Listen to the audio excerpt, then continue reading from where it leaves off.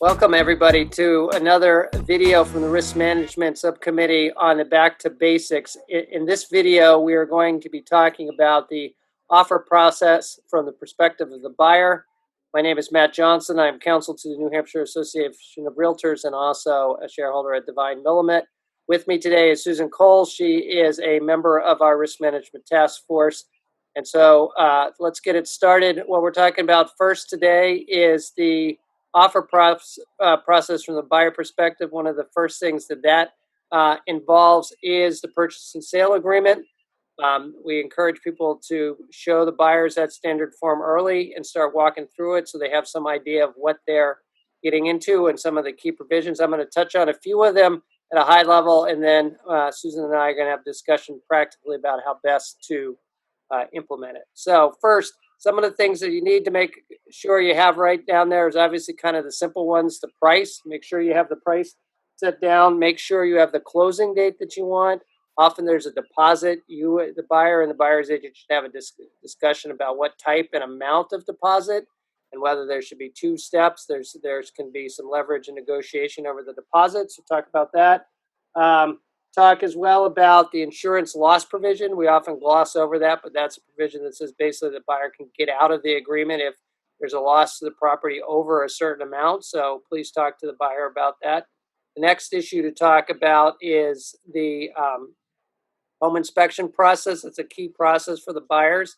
Make sure that you go through it with the buyers and decide on the appropriate tests and inspections. Make sure those get done and make sure the buyer understands there's a pretty strict timeline there, so they have to be available.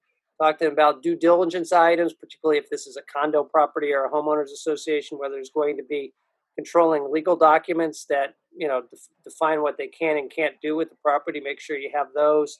Talk about the financing contingency. That's probably the trickiest part of the purchase and sale agreement and why and how quickly the buyer has to go try to get an approvals and start that process.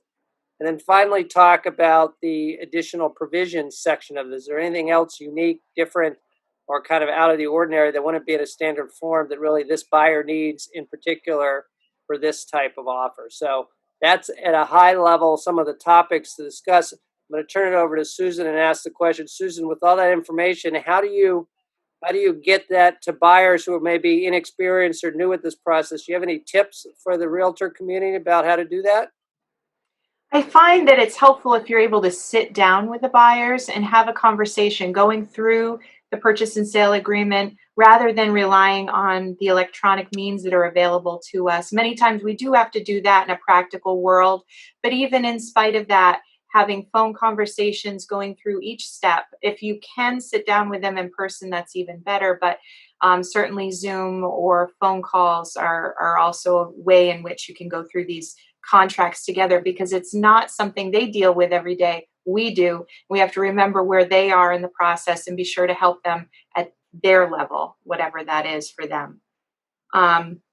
The other piece that I find important is making sure that wherever you are throughout the process, communication is key. And disappointments, I think, happen when there's a lack of communication or being clear about what is expected of either party or both. And so whatever we can do to help do our part to help that communication between the two parties, I think is critical and usually helps things go smoother if we can communicate effectively. I can't agree more. Usually, if there's a case that ends up in my office, either from the real estate commission or heaven forbid, a lawsuit, one of the underlying components is a lack of or poor communication, and it always is the case. Now, taking it a step further for you, any suggestions once you do the offer, you fill out the purchase and sale agreement. Do you have any tips or suggestions about what to be advising buyers about what to expect once that offer has been released, so to speak, and presented to the listing agent? How do you guide them through that process?